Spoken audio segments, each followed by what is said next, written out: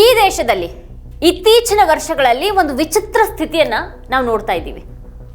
ಯಾರಾದರೂ ಹೆಚ್ಚು ಅಸಂವಿಧಾನಿಕವಾಗಿ ಮಾತಾಡಿದಷ್ಟು ಅವರಿಗೆ ಹೆಚ್ಚಿನ ಪ್ರಾಮುಖ್ಯತೆ ಮತ್ತೆ ಜನಪ್ರಿಯ ಸಿಗುತ್ತೆ. ಸಂವಿಧಾನದ ಬಗ್ಗೆ, ಜಾತ್ಯತೀತತೆಯ ಬಗ್ಗೆ, ಗಾಂಧೀಜಿ ಬಗ್ಗೆ, ಸೌಹಾರ್ದದ ಬಗ್ಗೆ ಕೆಟ್ಟದಾಗಿ ಮಾತಾಡೋರಿಗೆ ಈಗ ಹೆಚ್ಚು ಮೌಲ್ಯ. ಮುಸ್ಲಿಮರ ವಿರುದ್ಧ ದ್ವೇಷಕಾರವರಿಗೆ ಈಗ ಅಧಿಕಾರ, ಸ್ಥಾನಮಾನ, ಗೌರವ ಎಲ್ಲನೂ ಸಿಗುತ್ತೆ. ಬಿಜೆಪಿ ಅಲ್ಪಸಂಖ್ಯಾತ ಮೋರ್ಚಾ ನಾಯಕಿ ನಾಜಿಯಾ ಇಲಾಹಿ ಖಾನ್ ಇದೇ ರೀತಿಯಲ್ಲಿ ಸುದ್ದಿಯಲ್ಲಿರೋರು. ಅವರು ಆಗೀಗ ಮುಸ್ಲಿಮರ ವಿರುದ್ಧ ಹೇಳಿಕೆಗಳನ್ನು ನೀಡ್ತಾರೆ, ಮತ್ತೆ ಮುಸ್ಲಿಮರು ಎರಡನೇ ದರ್ಜೆಯ ನಾಗರಿಕರು ಅನ್ನುವಂಥ ಬಿಜೆಪಿಯ ವಾದವನ್ನೇ ಮುಂದೆ ಮಾಡ್ತಾರೆ.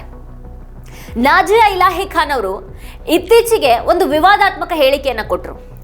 ಮುಸ್ಲಿಮರನ್ನ ಖಾಸಗಿ ಮತ್ತೆ ಸರ್ಕಾರಿ ಉದ್ಯೋಗಗಳಿಂದ ಬಹಿಷ್ಕರಿಸಬೇಕು ಅಂತ ಹೇಳಿದರು. ಮುಸ್ಲಿಂ ಸಮುದಾಯದವರು ಉಗ್ರಗಾಮಿ ಸಂಘಟನೆಗಳು ಮತ್ತೆ ಗೂಢಚಾರಿಕೆ ಜಾಲಗಳೊಂದಿಗೆ ಸಂಬಂಧವನ್ನ ಹೊಂದಿರಬಹುದು ಅಂತ ಆರೋಪ ಮಾಡಿದ್ರು. ಮುಸ್ಲಿಮರು ಐಸಿಸ್ ಏಜೆಂಟ್ಗಳಾಗ್ತಾ ಇದ್ದಾರೆ ಅಂತ ಅವ್ರು ಹೇಳಿದ್ರು. और जितनी जल्द हो उतनी जल्दी मुसलमानों को private job, government job, private sector, government sector, domestic जगह पर हर जगह से बॉयकॉट करना चाहिए. किसी भी तरीके का कोई रिश्ता या किसी भी तरीके का कोई जॉब वगैरह अभी प्रोवाइड नहीं करना चाहिए, क्योंकि जिस हिसाब से आईएसआई के एजेंट्स अरेस्ट हो रहे हैं, जिस हिसाब से असामाजिक तत्वों को अरेस्ट किया जा रहा है, ऐसा कोई दिन नहीं जाता है कि आईएसआई के एजेंट नहीं अरेस्ट होते हैं, ऐसा कोई दिन नहीं जाता है कि आतंकवादी अरेस्ट नहीं होते हैं. एटीएस डिपार्टमेंट से लेकर के आप सुरक्षा एजेंसी से लेकर के सबके न्यूज़ को देखिए. तो अभी फिलहाल 2 साल 3 साल के लिए मुसलमानों को बॉयकॉट करना बहुत जरूरी है. और जब वो मुसलमान खुद ही चीख कर कह रहे हैं कि उनके लिए पहले इस्लाम है, उनके लिए संविधान बाद में है, वो वंदे मातरम नहीं कहेंगे, वो भारत माता की जय नहीं कहेंगे, तो शक की सुई तो उन पर जाती ही है. ನಾಜಿಯಾ ಇಲಾಹಿ ಖಾನ್ ತಮ್ಮನ್ನ ಸನಾತನಿ ಅಂತ ಕರೆದುಕೊಳ್ತಾರೆ. ಅವರೀಗ ಬಿಜೆಪಿಯ ಮುಸ್ಲಿಂ ಮುಖವಾಗಿ ಬಿಂಬಿತ ಆಗ್ತಾ ಇದ್ದಾರೆ. ಕೇಂದ್ರ ಸಚಿವ ಸಂಪುಟದಲ್ಲಿ ಒಬ್ಬ ಮುಸ್ಲಿಂ ಕೂಡ ಇಲ್ಲ ಅನ್ನೋದು ಗೊತ್ತಿರುವಂತಹ ವಿಚಾರನೇ. ಬಿಜೆಪಿಯಲ್ಲಿ ಒಬ್ರು ಕೂಡ ಮುಸ್ಲಿಂ ಸಂಸದರಿಲ್ಲ. ಬಿಜೆಪಿ ಚುನಾವಣೆಗಳಲ್ಲಿ ಮುಸ್ಲಿಮರಿಗೆ ಟಿಕೆಟ್ ಅನ್ನ ನೀಡೋದಿಲ್ಲ ಅನ್ನೋದು ಗೊತ್ತಿದೆ. ಅವರನ್ನ ಸಂಪೂರ್ಣವಾಗಿ ಹೊರಗಿಡಲಾಗಿದ್ರು ಕೂಡ ಮುಸ್ಲಿಂ ಮುಖಗಳಾಗೆ ನಟಿಸುವಂತಹ ಕೆಲವು ಮುಸ್ಲಿಮರನ್ನ ಬಿಜೆಪಿ ತನ್ನ ಉದ್ದೇಶ ಸಾಧನೆಗೆ ಅಂತ ಸಾಕೊಂಡಿದೆ. ಮೊದಲು ಬಿಜೆಪಿಯಲ್ಲಿ ಮುಖ್ತಾರ್ ಅಬ್ಬಾಸ್ ನಖ್ವಿ, ಶಾನವಾಜ್ ಹುಸೇನ್ ರಂಥ ಮುಸ್ಲಿಂ ನಾಯಕರಿದ್ರು. ಅವರು ಬಿಜೆಪಿಯಲ್ಲಿ ಎಲ್ಲಾನು ಚೆನ್ನಾಗಿದೆ, ಇಲ್ಲಿ ಯಾರು ಕೂಡ ಮುಸ್ಲಿಮರನ್ನ ದ್ವೇಷ ಮಾಡೋದಿಲ್ಲ, ಮುಸ್ಲಿಮರು ದೇಶಭಕ್ತರಾದ್ರೆ ಸಾಕು ಅಂತ ಹೇಳ್ತಾ ಇದ್ರು. ಆದ್ರೆ ಈಗ ಬಿಜೆಪಿಯಲ್ಲಿ ಅಂಥ ಮುಸ್ಲಿಮರಿಗೆ ಯಾವುದೇ ಸ್ಥಾನ ಇಲ್ಲ. ಈಗ ಬಿಜೆಪಿಗೆ ಬೇಕಾಗಿರೋದು ಮುಸ್ಲಿಂ ಹೆಸರಿಟ್ಕೊಂಡು ಮುಸ್ಲಿಮರ ವಿರುದ್ಧನೇ ದ್ವೇಷಕಾರವರು. ಪಕ್ಷದ ವೇದಿಕೆಯಲ್ಲೇನೆ ಮುಸ್ಲಿಂ ದ್ವೇಷದ ಮಾತನಾಡುವಂತಹ ಮುಸ್ಲಿಮರು ಬಿಜೆಪಿಯಲ್ಲಿ ನಾಯಕರು. ಅಂಥವರಲ್ಲಿ ಈ ನಾಜಿಯಾ ಇಲಾಹಿ ಖಾನ್ ಕೂಡ ಒಬ್ರು. ಹಿಂದೂ ರಾಷ್ಟ್ರೀಯತಾವಾದಿ ವೇದಿಕೆಗಳಲ್ಲಿ ಮುಸ್ಲಿಂ ವಿರೋಧಿ ಮಾತುಗಾರಿಕೆನೆ ಅವ್ರ ನಿಜವಾದ ಗುರುತಾಗಿದೆ.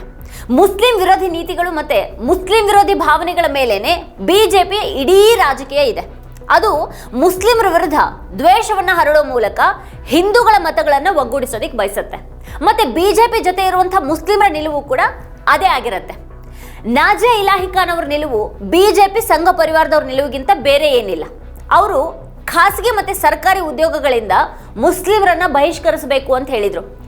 ನಮ್ಮ ಸಂವಿಧಾನದ 16ನೇ ವಿಧಿ ಉದ್ಯೋಗಾವಕಾಶಗಳಲ್ಲಿ ಸಮಾನತೆ ಇರಬೇಕು ಅಂತ ಹೇಳುತ್ತೆ. ಯಾವುದೇ ರೀತಿಯ ತಾರತಮ್ಯ ಇರಬಾರ್ದು. ಲಿಂಗ ಗುರುತು, ಭಾಷೆ, ಪ್ರದೇಶ, ಜಾತಿ, ಧರ್ಮ ಅಥವಾ ಯಾವುದೇ ಇತರ ಆಧಾರದ ಮೇಲೆ ಯಾವುದೇ ತಾರತಮ್ಯ ಇರಬಾರ್ದು ಅಂತ ಹೇಳುತ್ತೆ. ಹಾಗಿರುವಾಗ ನಾಜಿಯಾ ಹೇಳಿಕೆ ಸಂವಿಧಾನದ ವಿರುದ್ಧ ಇದೆ ಅನ್ನೋದು ಇಲ್ಲಿ ಸ್ಪಷ್ಟ. ಸಂವಿಧಾನದ 21ನೇ ವಿಧಿ ಪ್ರತಿಯೊಬ್ಬರಿಗೂ ಕೂಡ ಬದುಕುವ ಹಕ್ಕಿದೆ ಮತ್ತೆ ಜೀವನೋಪಾಯದ ಹಕ್ಕಿದೆ ಅಂತ ಹೇಳುತ್ತೆ. ಮುಸ್ಲಿಮರು, ಸಿಖ್ರು, ಜೈನರು, ಬೌದ್ಧರು ಅಥವಾ ಯಾವುದೇ ಇತರ ಜಾತಿ ಗುಂಪಿಗೆ ಸೇರಿದವ್ರಿಗೂ ಕೂಡ ಈ ದೇಶದಲ್ಲಿ ಘನತೆಯಿಂದ ಬದುಕುವಂತ ಹಕ್ಕಿದೆ. ಸಂವಿಧಾನ ಎಲ್ರಿಗೂ ಕೂಡ ಬದುಕುವ ಹಕ್ಕನ್ನ, ಕೆಲಸ ಮಾಡುವಂತ ಹಕ್ಕನ್ನ ನೀಡುತ್ತೆ ಮತ್ತೆ ಯಾವುದೇ ರೀತಿಯ ತಾರತಮ್ಯವನ್ನ ವಿರೋಧ ಮಾಡುತ್ತೆ. ನಾಜಿಯಾ ಇಲಾಹಿ ಖಾನ್ ಅವರ ಹಿಂದಿನ ಹೇಳಿಕೆಗಳನ್ನ ಕೇಳಿದ್ರೆ ಅವರು ಇಡೀ ರಾಜಕೀಯ ಮತ್ತೆ ಅವರ ಗುರುತು ಮುಸ್ಲಿಂ ವಿರೋಧಿ ಭಾವನೆಗಳನ್ನ ಪ್ರಚೋದಿಸೋದ್ರ ಮೇಲೇನೆ ನಿಂತಿದೆ. ಮಹಾರಾಷ್ಟ್ರದಲ್ಲಿ ಲವ್ ಜಿಹಾದ್ ಹೆಸರಿನಲ್ಲಿ ಮುಸ್ಲಿಂ ಪುರುಷರು 2800 ಹಿಂದೂ ಮಹಿಳೆಯರನ್ನ ಕೊಂದಿದ್ದಾರೆ ಅಂತ ಅವರು 2024ರಲ್ಲಿ ಹೇಳಿದ್ರು.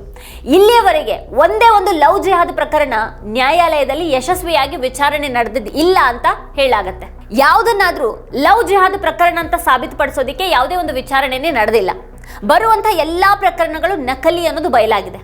ಆದ್ರೆ ಅಷ್ಟರ ಹೊರತಾಗಿನೂ ಲವ್ ಜಿಹಾದ್ ಅನ್ನುವಂಥ ಒಂದು ಅಸ್ತ್ರವನ್ನ ಬಳಸಿ ಮುಸ್ಲಿಮರನ್ನ ಹಣಿಯೋದಿಕ್ ನೋಡ್ಲಾಗತ್ತೆ, ಅವರನ್ನ ಹೊರಗಿನವರನ್ನಾಗಿ ಮಾಡ್ಲಾಗತ್ತೆ, ಮತ್ತೆ ನಿರಂತರ ಅವರನ್ನ ದೂಷಿಸಲಾಗತ್ತೆ.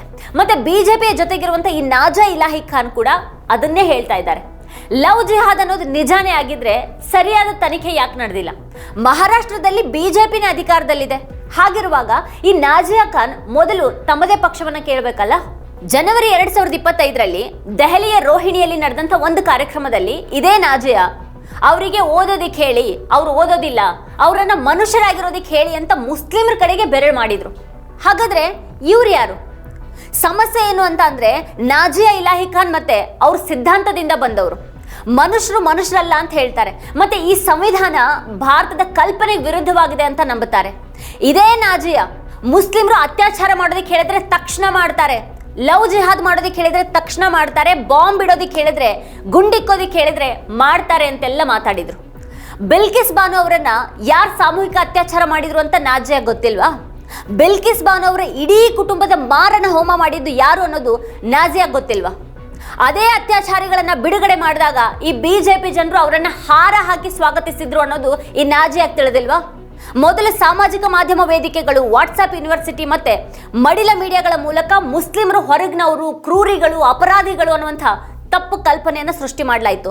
ಕ್ರಮೇಣ ಬಿಜೆಪಿ ಮುಖಂಡ್ರೆ ಈ ದ್ವೇಷ ಭಾಷಣ ಮಾಡೋದಕ್ಕೆ ಪ್ರಾರಂಭ ಮಾಡ್ತಾರೆ. ಈಗ ನಾಜಿಯಾ ಇಲಾಹಿ ಖಾನ್ ಅವರಂತಹ ಬಿಜೆಪಿ ಪದಾಧಿಕಾರಿಗಳೇ ಈ ಒಂದು ತಪ್ಪು ಗ್ರಹಿಕೆಯನ್ನು ಇನ್ನಷ್ಟು ಬಲಪಡಿಸ್ತಾ ಇದ್ದಾರೆ. ಅಂತಾರಾಷ್ಟ್ರೀಯ ವೇದಿಕೆಗಳಲ್ಲಿ ನಿಂತ್ಕೊಂಡು ಪ್ರಧಾನಿ ಮೋದಿ ಸಮಾನತೆಯ, ಜಾತ್ಯತೀತತೆಯ, ತಾರತಮ್ಯ ಇಲ್ಲದೆ ಇರುವಂತಹ ನೀತಿಯ ಬಗ್ಗೆ ಇವರು ಮಾತಾಡ್ತಾರೆ. ನಮ್ಮ ದೇಶದಲ್ಲಿ, ನಮ್ಮ ಸರ್ಕಾರದಲ್ಲಿ ಧಾರ್ಮಿಕ ತಾರತಮ್ಯ ಅನ್ನೋದು ಇಲ್ಲವೇ ಇಲ್ಲ ಅಂತ ಅವ್ರು ಹೇಳ್ತಾರೆ. ಆದ್ರೆ ಇಲ್ಲಿ ಅವ್ರದೇ ಪಕ್ಷದ ನಾಯಕಿ ಪಕ್ಷದ ವೇದಿಕೆಯಲ್ಲೇನೆ ಮುಸ್ಲಿಂ ದ್ವೇಷ ಹರಡ್ತಾರೆ. ಇಷ್ಟೊಂದು ದ್ವಂದ್ವ ಯಾಕೆ ಮೋದಿಜಿ? ಫೆಬ್ರವರಿ 2025ರಲ್ಲಿ ನಾಜಿಯಾ ಮುಸ್ಲಿಮರು ತಮ್ಮ ಕಾರಿಗೆ ಉದ್ದೇಶಪೂರ್ವಕವಾಗಿ ಡಿಕ್ಕಿ ಹೊಡೆದಿದ್ದಾರೆ ಅಂತ ಆರೋಪ ಮಾಡಿದ್ರು. मैं दिल्ली सभा करके निकली और कुंभ गंगा स्नान के लिए आ रही थी और एटा से ही कुछ मुसलमान पीछा कर रहे थे मेरा. मैं थी, प्रिया चतुर्वेदी थी जो मेरी बहन जैसी है और spotlight with Priya YouTube channel चलाती है, सनातन धर्म का प्रचार करती है अपने चैनल के जरिए. और एक छोटी बच्ची थी 19 साल की मेरे साथ.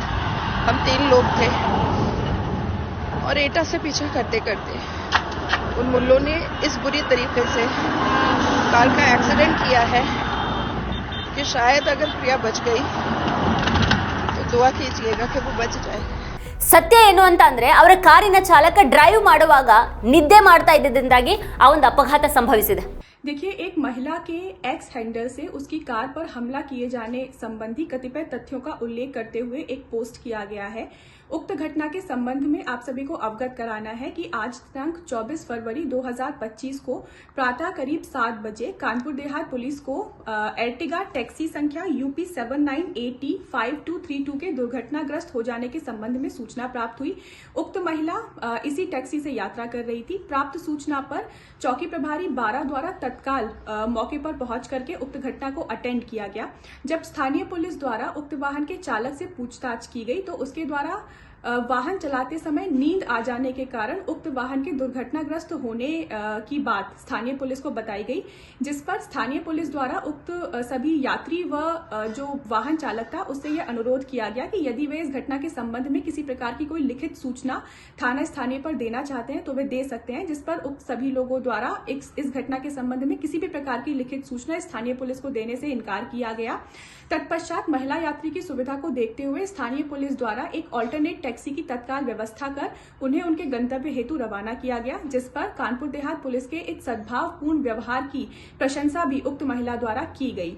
प्रथम दृष्टया यह प्रकरण सड़क दुर्घटना से संबंधित है, जो कि वाहन चालक को नींद आ जाने के कारण हुई है, तथा उक्त महिला द्वारा अपने एक्स पोस्ट में जिन तथ्यों का उल्लेख इस घटना के संबंध में किया जा रहा है वह घटना के समय थाना स्थानीय को उपलब्ध कराए गए तथ्यों से मेल नहीं खाता है. तथापि पुलिस अधीक्षक महोदय के निर्देशानुसार मुझ क्षेत्राधिकारी अकबरपुर द्वारा उक्त घटना की गहनता से जांच की जा रही है.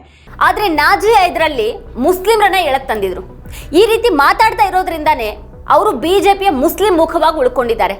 ಇಡೀ ಒಂದು ಸಮುದಾಯದ ವಿರುದ್ಧ ನಾಜಿಯಾ ಇಂಥ ಪಿತೂರಿ ಮತ್ತೆ ನಿರೂಪಣೆಯನ್ನ ನಿರ್ಮಿಸ್ತಾ ಇದ್ದಾರೆ. ಇದೇ ಏಪ್ರಿಲ್ನಲ್ಲಿ ಗಾಜಿಯಾಬಾದ್ನಲ್ಲಿ ನಡೆದಂತಹ ರ್ಯಾಲಿಯಲ್ಲಿ ಅವರು ಮುಸ್ಲಿಮರನ್ನ ದೂರ ಇಡೋದಕ್ಕೆ ಹಿಂದೂಗಳು ಹಂದಿಗಳನ್ನ ಸಾಕೋ ಹಾಗೆ ಹೇಳಿದ್ರು. ಅಂತಹ ದ್ವೇಷಪೂರಿತ ಹೇಳಿಕೆಯನ್ನ ಬಿಜೆಪಿ ಒಬ್ಬ ಮಹಿಳೆ ಆಡ್ತಾ ಇದ್ದಾರೆ. ಮತ್ತೆ ಬಿಜೆಪಿ ಅಥವಾ ಮೋದಿ ಅಂತ ಹೇಳಿಕೆಗಳ ವಿರುದ್ಧ ಯಾವುದೇ ಕ್ರಮವನ್ನ ಕೈಗೊಳ್ಳೋದಿಲ್ಲ. ಬಿಜೆಪಿಯದ್ದು ಯಾವ ರೀತಿಯ ರಾಜಕೀಯ ಅನ್ನೋದನ್ನ ಗಮನಿಸಿದ್ರೆ ಹೆಚ್ಚಿನ ಭರವಸೆ ಏನು ಉಳ್ಕೊಂಡಿಲ್ಲ.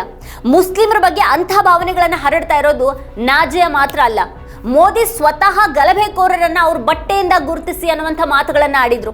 ನುಸುಳುಕೋರರು ಹೆಚ್ಚು ಮಕ್ಕಳು ಹೆರವರು ಅನ್ನುವಂಥ ಮಾತನ್ನ ಸ್ವತಃ ಪ್ರಧಾನಿನೇ ಆಡಿದ್ರು. ಬಿಜೆಪಿ ಸಂಸತ್ ಸದಸ್ಯ ರಮೇಶ್ ಬಿದ್ರಿ ಸದನದಲ್ಲಿನೇ ತಮ್ಮ ಮುಸ್ಲಿಂ ಸಹೋದ್ಯೋಗಿಯನ್ನ ನಿಂದಿಸಿದ್ರು. ಅನುರಾಗ್ ಠಾಕೂರ್ ತರದವರಿಂದ ಹಿಡಿದು ಪರ್ವೇಶ್ ವರ್ಮಾವರೆಗಿನ ಎಲ್ಲರ ಹೇಳಿಕೆಗಳು ಇಂಥವೇ ಆಗಿವೆ. ಗಿರಿರಾಜ್ ಸಿಂಗ್ ಮುಸ್ಲಿಮರು ಪಾಕಿಸ್ತಾನಕ್ಕೆ ಹೋಗಬೇಕಾಗಿತ್ತು ಅಂತ ಹೇಳ್ತಾರೆ. ಕರ್ನಾಟಕದಲ್ಲಿ ಬಿಜೆಪಿ ಅಧಿಕೃತ ಸೋಷಿಯಲ್ ಮೀಡಿಯಾ ಖಾತೆಯಿಂದಾನೇ ಮುಸ್ಲಿಮರನ್ನ ನುಸುಳುಕೋರರು ಅಂತ ಚಿತ್ರಿಸುವಂತಹ ವಿಡಿಯೋಗಳು ಒಂದಾದ ಮೇಲೊಂದು ಪೋಸ್ಟ್ ಆಗ್ತಾ ಇವೆ. ಮುಸ್ಲಿಂ ವಿರೋಧಿ ಮಾತುಗಳು ಚುನಾವಣಾ ಲಾಭಕ್ಕೆ ಮಾತ್ರನೇ ಸೀಮಿತ ಆಗಿರೋದಿಲ್ಲ, ಬದಲಾಗಿ ಈ ಮಟ್ಟಿನ ದ್ವೇಷದ ಬೀಜಗಳನ್ನ ಬಿತ್ತಿದಾಗ ಭಾರತದ ಕಲ್ಪನೆಯೇ ದುರ್ಬಲಗೊಳಿಸಲಾಗತ್ತೆ. ಮುಸ್ಲಿಮರು ಮಾತ್ರ ಅಲ್ಲ, ಇಡೀ ಭಾರತದ ಬಹುತ್ವದ ಕಲ್ಪನೆ, ಅದರ ಆಶಯ, ಸಹಬಾಳ್ವೆಯ ವಾತಾವರಣ, ಭಾರತದ ಸಂವಿಧಾನ ಎಲ್ಲವೂ ಕೂಡ ಈಗ ಅಪಾಯದಲ್ಲಿದೆ. ನಮ್ಮ ವೈವಿಧ್ಯತೆಯ ಅಸ್ತಿತ್ವನೇ ಅಪಾಯದಲ್ಲಿದೆ. ಈಗ ಇಂಡಿಯಾ ಹೇಟ್ ಲ್ಯಾಬ್ನ ವರದಿಯ ಪ್ರಕಾರ 2024ರಲ್ಲಿ ಧಾರ್ಮಿಕ ಅಲ್ಪಸಂಖ್ಯಾತರ ವಿರುದ್ಧ ದ್ವೇಷ ಭಾಷಣ ಸುಮಾರು 75% ಹೆಚ್ಚಾಗಿದೆ. ಇದರಲ್ಲಿ ಹೆಚ್ಚು ಗುರಿಯಾಗಿರೋರು ಮುಸ್ಲಿಮರೇ ಆಗಿದ್ದಾರೆ. ಅವರ ವಿರುದ್ಧ ನಿರಂತರವಾಗಿ ಹೇಳಿಕೆಗಳನ್ನು ನೀಡೋದು ಮತ್ತೆ ಬಹುಸಂಖ್ಯಾತರ ಮುಂದೆ ಒಂದು ಹುಸಿ ಶತ್ರುವನ್ನು ಸೃಷ್ಟಿ ಮಾಡೋದು ನಡೆಯುತ್ತೆ. ಅದರಿಂದ ಬಹುಸಂಖ್ಯಾತರ ಕೋಪ ಬೆಳೀತಾನೆ ಇರುತ್ತೆ, ಅವರೊಳಗೆ ದ್ವೇಷ ಕೂಡ ಬೆಳೀತಾನೆ ಇರುತ್ತೆ. ಇಂಡಿಯಾ ಹೇಟ್ ಲ್ಯಾಬ್ ವರದಿ ಹೇಳಿರೋ ಹಾಗೆ ಬಿಜೆಪಿ ನಾಯಕರು 450ಕ್ಕೂ ಹೆಚ್ಚು ದ್ವೇಷ ಭಾಷಣಗಳನ್ನು ಮಾಡಿದ್ದಾರೆ. ಅವುಗಳಲ್ಲಿ 63 ಪ್ರಧಾನಿ ಮೋದಿಯವರ ಭಾಷಣಗಳೇ ಆಗಿವೆ. ಇನ್ನು ಚುನಾವಣಾ ಪ್ರಚಾರದ ಸಮಯದಲ್ಲಿ ಪ್ರಧಾನಿ ಮೋದಿ ಮುಸ್ಲಿಮರನ್ನ ಒಳನುಸುಳುಕೋರರು, ಹೆಚ್ಚು ಮಕ್ಕಳನ್ನ ಹೆರವರು ಅಂತೆಲ್ಲ ಜರೆದಿದ್ರು. 1990ರಿಂದ ಇವತ್ತಿನವರೆಗೆ ಫಲವತ್ತತೆ ದರಗಳು ಅಧ್ಯಯನ ಮಾಡಿದ್ರೆ ಮುಸ್ಲಿಮರಲ್ಲಿ ಫಲವತ್ತತೆ ದರ ಹೆಚ್ಚು ಕುಸಿದಿದೆ ಅನ್ನೋದು ಗೊತ್ತಾಗುತ್ತೆ. ಈ ತಪ್ಪು ಗ್ರಹಿಕೆಯನ್ನ ಸತ್ಯ ಅನ್ನೋ ಹಾಗೆ ಬಿಂಬಿಸಿ ಹೇಗಾದ್ರೂ ಮಾಡಿ ಒಟ್ಟಿನಲ್ಲಿ ಮುಸ್ಲಿಮರನ್ನ ಕೆಟ್ಟದಾಗಿ ತೋರಿಸಿ ಚುನಾವಣೆಯನ್ನ ಗೆಲ್ಲೋದು ಮುಂದುವರಿಯುತ್ತೆ. ಆದಿತ್ಯನಾಥ್, ಪುಷ್ಕರ್ ಸಿಂಗ್ ಧಾಮಿ, ಹೇಮಂತ್ ಬಿಸ್ವಾ ಶರ್ಮಾ ಈ ಮೂವರು UP, ಉತ್ತರಾಖಂಡ್ ಮತ್ತೆ ಅಸ್ಸಾಂನ CMಗಳು. ಈ ಮೂವರು ಎಷ್ಟು ದ್ವೇಷ ಕಾರ್ತಾರೆ ಅನ್ನೋದು ಕೂಡ ಗೊತ್ತಿರುವಂತಹ ಸಂಗತಿನೇ. ಇಂಡಿಯಾ ಹೇಟ್ ಲ್ಯಾಬ್ ವರದಿಯ ಪ್ರಕಾರ ನಾಜಾ ಇಲಾಹಿ ಖಾನ್ ಥರದವ್ರ ಹೇಳಿಕೆಯ ಹಿಂದೆ ಸಂಪೂರ್ಣ ವ್ಯವಸ್ಥೆ, ಸಂಪೂರ್ಣ ಸಿದ್ಧಾಂತ ಇದೆ. ನಾಜಿಯಾ ಇಲಾಹಿ ಖಾನ್ ಮುಸ್ಲಿಮರನ್ನ ಖಾಸಗಿ ಮತ್ತೆ ಸಾರ್ವಜನಿಕ ಉದ್ಯೋಗಗಳಿಂದ ಬಹಿಷ್ಕರಿಸಬೇಕು, ಯಾಕಂದ್ರೆ ಐಸಿಸ್ ಏಜೆಂಟ್ಗಳಾಗ್ತಾ ಇದ್ದಾರೆ ಅಂತ ಹೇಳಿದ್ರು. ಆದ್ರೆ ಅವರ ಈ ದೋಷಣೆ ಎಷ್ಟು ಸತ್ಯ ಇದೆ? ಬಿಜೆಪಿ IT ಸೆಲ್ನ ಸದಸ್ಯರಾಗಿದ್ದ ಧ್ರುವ್ ಸಕ್ಸೇನಾ ಮೇಲೆ ISIಗೆ ಭಾರತೀಯ ಸೇನೆಯ ನಿಯೋಜನೆಗಳ ಬಗ್ಗೆ ಗೌಪ್ಯ ಮಾಹಿತಿಯನ್ನು ಒದಗಿಸಿದಂಥ ಆರೋಪವನ್ನು ಹೊರಿಸಲಾಯಿತು. 2017ರಲ್ಲಿ ಮಧ್ಯಪ್ರದೇಶ ಭಯೋತ್ಪಾದನಾ ನಿಗ್ರಹ ದಳ ಧ್ರುವ್ ಸಕ್ಸೇನಾನನ್ನ ಅರೆಸ್ಟ್ ಮಾಡಿತು. ಭಯೋತ್ಪಾದಕ ಚಟುವಟಿಕೆಗಳಲ್ಲಿ ಭಾಗಿಯಾಗಿರೋರಿಗೆ ನೆರವು ನೀಡ್ತಾ ಇರುವಂತಹ ಆರೋಪ ಹೊತ್ತ ಆತ ಬಿಜೆಪಿ ವ್ಯಕ್ತಿನೇ ಆಗಿದ್ದ. ಬಲರಾಮ್ ಸಿಂಗ್ ಬಜರಂಗ್ ದಳದ ಸದಸ್ಯ ಆಯ್ತ. ISIನೊಂದಿಗೆ ನಂಟನ್ನು ಹೊಂದಿದ ಮತ್ತೆ ಭಯೋತ್ಪಾದಕರಿಗೆ ಹಣಕಾಸನ್ನು ಒದಗಿಸಿದ ಆರೋಪದ ಮೇಲೆ ಆತನನ್ನ ಬಂಧಿಸಲಾಗಿತ್ತು. ಬೇಹುಗಾರಿಕೆ ಜಾಲದ ಮಾಸ್ಟರ್ ಮೈಂಡ್ ಅನ್ನುವಂಥ ಒಂದು ಆರೋಪ ಆತನ ಮೇಲಿದೆ. ಆಶಿಷ್ ಸಿಂಗ್ ರಾಥೋಡ್ ವಿಶ್ವ ಹಿಂದೂ ಪರಿಷತ್ ಅಂದ್ರೆ VHP ಜೊತೆಗೆ ಸಂಬಂಧವನ್ನ ಹೊಂದಿದ್ರು ಆತ ISI ಸಂಬಂಧಿತ ಬೇಹುಗಾರಿಕೆ ಜಾಲದಲ್ಲಿ ಭಾಗಿಯಾಗಿದ್ದಾನೆ ಮತ್ತೆ ಪಾಕಿಸ್ತಾನಿ ನಿರ್ವಾಹಕರೊಂದಿಗೆ ಸಂಪರ್ಕದಲ್ಲಿದ್ದಾನೆ ಅನ್ನುವಂಥ ಆರೋಪ ಇದೆ. ಪ್ರದೀಪ್ ಕುರಿಲ್ಕರ್ ಅನ್ನುವಾತ ರಕ್ಷಣಾ ಇಲಾಖೆಯ ಸಂಶೋಧನಾ ವಿಭಾಗದ DRDOದಲ್ಲಿ ಉನ್ನತ ಸ್ಥಾನದಲ್ಲಿದ್ದಂಥ RSS ಸ್ವಯಂ ಸೇವಕ. ಆಕಾಶ್ ಮತ್ತೆ ಅಗ್ನಿ ಕ್ಷಿಪಣಿ ಕಾರ್ಯಕ್ರಮಗಳಲ್ಲಿಯೂ ಕೂಡ ಆತ ಭಾಗಿಯಾಗಿದ್ದ. ಆತ RSSನ ಸಾಂಸ್ಕೃತಿಕ ಸಂಘಟನೆಯಾದಂಥ ಸಂಸ್ಕಾರ್ ಭಾರತೀಯ ಮಹಾರಾಷ್ಟ್ರ ಸಂಘಟನಾ ಕಾರ್ಯದರ್ಶಿಯಾಗಿದ್ದ.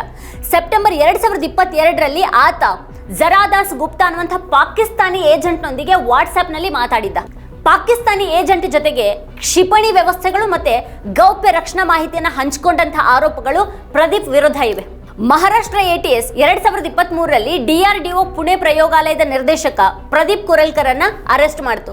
ಪರಿಸ್ಥಿತಿ ಹೀಗಿರುವಾಗ ಸಾಮಾನ್ಯ ಚರ್ಚೆಗಳಲ್ಲಿ ಮುಸ್ಲಿಮರು ಭಾರತ ವಿರೋಧಿಗಳು ಅಂತ ಹೇಳಲಾಗುತ್ತೆ, ಮುಸ್ಲಿಮರು ISI ಏಜೆಂಟ್ಗಳು ಅಂತ ಹೇಳಲಾಗುತ್ತೆ. ಆದ್ರೆ ದಾಖಲೆಗಳನ್ನ ನೋಡಿದ್ರೆ, ಸತ್ಯಗಳನ್ನ ನೋಡಿದ್ರೆ ISI ಏಜೆಂಟ್ಗಳು ಬಿಜೆಪಿಯಲ್ಲೂ ಮತ್ತೆ ಸಂಘ ಪರಿವಾರದಲ್ಲೂ ಕೂಡ ಇದ್ರು ಅನ್ನುವಂಥ ಆರೋಪಗಳಿವೆ. ಏನೇ ಕೆಟ್ಟದ್ ನಡೆದ್ರು ಅದನ್ನ ಮುಸ್ಲಿಮರ ತಲೆ ಕಟ್ಟಲಾಗುವಂತಹ ಸ್ಥಿತಿಯೊಂದು ಇಲ್ಲಿ ತಲೆದೂರಿದೆ. ಮತ್ತೆ ಈ ನಾಜಿಯಾ ಥರದವರು ಅದನ್ನ ಇನ್ನಷ್ಟು ಹೆಚ್ಚು ಮಾಡ್ತಾ ಇದ್ದಾರೆ. ಆದ್ರೆ ಮುಸ್ಲಿಮರ ಹೆಸರುಗಳನ್ನ ಬಳಸಿಕೊಂಡು ಹಿಂದೂಗಳೇ ದುಷ್ಕೃತ್ಯಗಳನ್ನು ನಡೆಸಿರುವಂತಹ ಎಷ್ಟೋ ಉದಾಹರಣೆಗಳನ್ನ ಮರೆಯಲಾಗುತ್ತೆ. ಒಬ್ಬ ಹಿಂದೂ ಅಂತಹ ಕೃತ್ಯದಲ್ಲಿ ಭಾಗಿಯಾಗಿದ್ದಾನೆ ಅನ್ನೋ ಕಾರಣಕ್ಕೆ ಇಡೀ ಹಿಂದೂ ಸಮುದಾಯವನ್ನ ದೂಷಿಸಲಾಗ್ತಾ ಇಲ್ಲ, ದೂಷಿಸಲೂಬಾರದು. ಆದ್ರೆ ಒಬ್ಬ ಮುಸ್ಲಿಂ ಆ ರೀತಿ ಮಾಡಿದ್ರೆ ಇಡೀ ಸಮುದಾಯ ಆ ಒಂದು ತಪ್ಪಿನ ಭಾರ ಹೊರುವಂತ ಒಂದು ಭಯಾನಕ ಸ್ಥಿತಿ ಇದೆ ಇವತ್ತು. ಅಪರಾಧಿಗಳನ್ನ ಅಪರಾಧಿಗಳ ಹಾಗೇನೆ ನಡೆಸ್ಕೊಳ್ಬೇಕು, ಅದು ಕಾನೂನುಬದ್ಧವಾಗಿರ್ಬೇಕು ಮತ್ತೆ ಸಾಂವಿಧಾನಿಕವಾಗಿರ್ಬೇಕು. ಅಲ್ಲಿ ಅವರ ಧರ್ಮ ಜಾತಿ ಅನ್ನೋದು ಬರಬಾರ್ದು. ಆದ್ರೆ ಈಗ ಈ ಮುಸ್ಲಿಮರ ವಿಷಯದಲ್ಲಿ ಆಗ್ತಾ ಇರೋದೇ ಬೇರೆ. ಮತ್ತೆ ಅದಕ್ಕಾಗಿ ಈ ನಾಜಿಯ ತರದವರನ್ನ ಬಿಜೆಪಿ ಬಳಸ್ಕೊಳ್ತಾ ಮುಸ್ಲಿಮರ ವಿರುದ್ಧದ ದ್ವೇಷವನ್ನ ಬೆಳೆಸ್ತಾನೆ ಇರುತ್ತೆ. ವೀಕ್ಷಕರೇ, ಈ ಕುರಿತು ನಿಮ್ಗೆ ಏನು ಅನ್ಸುತ್ತೆ, ಏನು ಅಭಿಪ್ರಾಯ ಇದೆ, ಇದನ್ನ ವಿಡಿಯೋ ಕೆಳಗಡೆ ಕಮೆಂಟ್ ಮಾಡಿ ನಮಗೆ ತಿಳಿಸಿ. ಇದೇ ಹೊತ್ತಿನ ಸ್ಪೆಷಲ್ ನೋಡ್ತಾ ಇರಿ ವಾರ್ತಾಭಾರತಿ. ನೀವಿನ್ನೂ ವಾರ್ತಾಭಾರತಿ ಚಾನೆಲ್ ಅನ್ನು ಸಬ್ಸ್ಕ್ರೈಬ್ ಮಾಡಿಲ್ಲ ಅನ್ನೋದಾದ್ರೆ ಈ ಕೂಡಲೇ ಸಬ್ಸ್ಕ್ರೈಬ್ ಮಾಡಿ, ಹಾಗೆ ಪಕ್ಕದಲ್ಲಿರುವಂತಹ ಬೆಲ್ ಐಕಾನ್ ಪ್ರೆಸ್ ಮಾಡಿ ನಮ್ಮನ್ನ ಪ್ರೋತ್ಸಾಹಿಸಿ.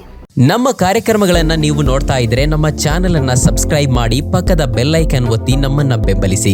ಹಾಗೆ ನಮ್ಮ ಕಾರ್ಯಕ್ರಮಗಳನ್ನ ಲೈಕ್ ಮಾಡಿ, ಕಮೆಂಟ್ ಮಾಡಿ, ಅದನ್ನ ಬೇರೆಯವರಿಗೂ ವಾಟ್ಸ್ಆಪ್ ಮೂಲಕ ಶೇರ್ ಮಾಡಿ.